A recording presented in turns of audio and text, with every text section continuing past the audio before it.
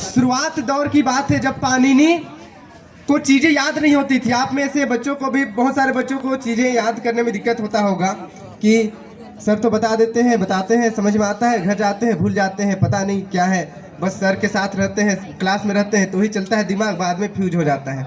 इस तरीके से होता है। पाणिनि के साथ भी यही प्रॉब्लम था, उसको चीज़ें याद नहीं होती थी, श्लोक पाठ कुछ याद नहीं होता था। एक दिन गुरुजी उनको होमवर्क दिए, बोले कि ये करके आना है।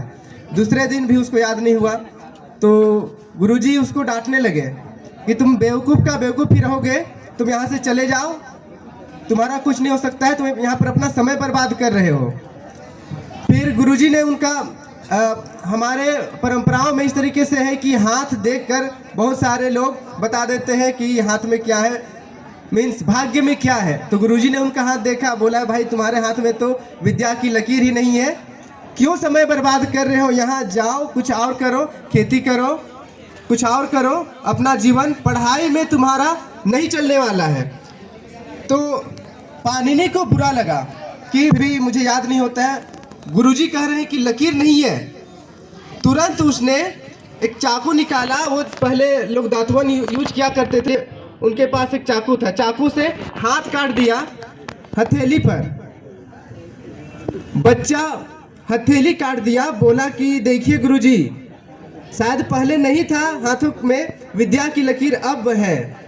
तो यहाँ पर पाणिनि का जो लगन है और पाणिनि का जो दृढ़ संकल्प, देखिए कमजोर होना हमारी कमजोरी नहीं है, लेकिन हम लोग हमेशा कमजोर रह जाए तो हमारी ही कमजोरी है ये। यहाँ पर जितने भी बच्चे हैं, जितने भी स्टूडेंट हैं, सब गरीब या सब नॉर्मल परिवार में जन्मे हैं। आपके माँ बाप मेहनत करते हैं, अगर आप जब आखिरी स्टेज में हो जीवन के, उस वक्त पर भी आपका आर्थिक स्थिति ऐसा ही रहे तो ये आपकी बहुत बड़ी कमजोरी होगी। पाणिनि दृढ़ संकल्प लिया था कि पढ़ूंगा, मैं कुछ करूंगा, लेकिन कर नहीं पाता था। गुरुजी से पता चला कि विद्या की लकीर नहीं है, ये लो लकीर, उन्होंने काट लिया। तब गुरुजी को समझ में आ गया कि बच्चा मेहनत कर रहा है, धीरे धीरे वो आगे बढ़ेगा ही। और फिर पाणिनि आगे चलकर संस्कृत का बहुत बड़ा विद्वान बना।